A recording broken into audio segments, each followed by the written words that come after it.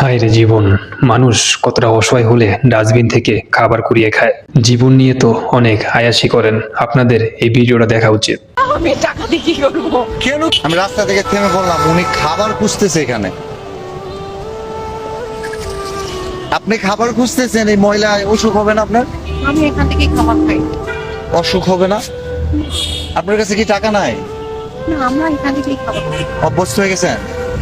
অসুখ হয় না? কয় বছর? 4-5 বছর থেকে। 4-5 বছর ধরে এখান থেকে খাবার করে খান, অসুখ হয় না? আপনি কি সাংবাদিক? না না, সাংবাদিক না, আমরা আসলে কন্টেন্ট বানাই।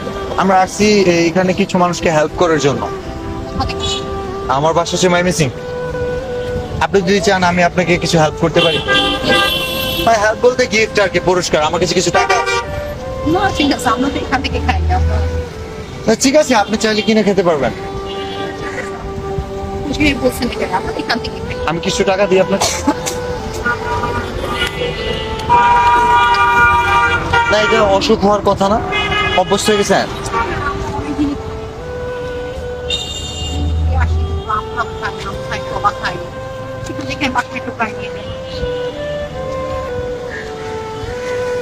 এখানে 5,000 টাকা। আল্লাহ, আমি টাকা দিয়ে কি করবো? কেন কি করবেন? আমি তো এখান থেকে কিনে খাই।